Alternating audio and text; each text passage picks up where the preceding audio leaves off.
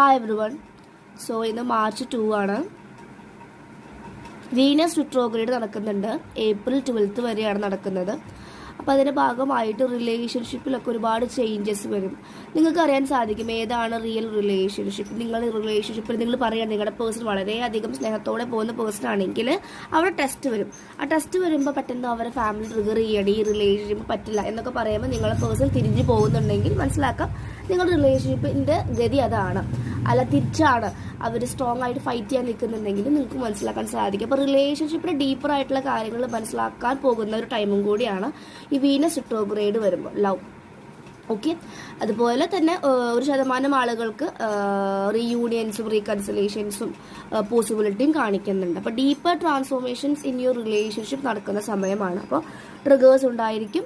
റിലേഷൻഷിപ്പിൽ നിങ്ങൾക്ക് ചിലപ്പോൾ ബ്രേക്കപ്പ് ആവാം, ചിലപ്പോൾ പാച്ചപ്പ് ആവാം, അല്ലെങ്കിൽ ഇഷ്യൂസസ് നടക്കാതൊക്കെ സ്വാഭാവികമായി നടക്കേണ്ട സമയമാണ് കേട്ടോ. അപ്പോൾ വീനസ് റിട്രോഗ്രേഡ് ആണ്. ഹാർട്ട് ചക്രയിലും ഒക്കെ നിങ്ങൾക്ക് നന്നായിട്ട് ക്ലെൻസിങ് ചെയ്യാം, ഡെയിലി ബീച്ച് മന്ത്രമൊക്കെ ചെയ്യാം. അപ്പം നമുക്ക് ഇന്നത്തെ എനർജി നോക്കാം. ഓക്കെ, ഇനി നമുക്ക് റിട്രോഗ്രേഡ് വരുന്നുണ്ട് കേട്ടോ.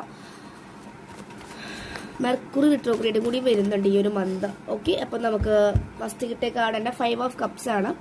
യെസ്, ഇന്നത്തെ എനർജി ഒരു ബ്രേക്കപ്പ് സിറ്റുവേഷൻ്റെ എനർജിയാണ്. എനിക്ക് തോന്നുന്നു ബ്രേക്കപ്പ് ആയിരിക്കുന്നവർക്ക് ഒന്നുകൂടി ഡീപ്പർ ആയിട്ടുള്ള ഒരു പെയിൻ ഈ ഒരു ഡേ വരാനുള്ള ചാൻസസ് ഉണ്ട്. നിങ്ങൾ ആ ബ്രേക്കപ്പിനെ കുറിച്ച് ഓവറായിട്ട് അനലൈസ് ചെയ്യുന്നു, അങ്ങനെ ചെയ്തില്ല, ഇങ്ങനെയൊക്കെ ആയിട്ടും ഇവർ വിട്ടുപോയില്ല, ഇങ്ങനെ ഒരുപാട് 100,000 ചോദ്യങ്ങൾക്ക് ഉത്തരമില്ലാത്തൊരു ചോദ്യങ്ങളായിട്ട് പോകുന്നുണ്ട്. ഇവിടെ നിങ്ങളെ ബ്രേക്കപ്പ് നിങ്ങൾ ടീച്ച് ചെയ്യുന്നത് എന്താണ്?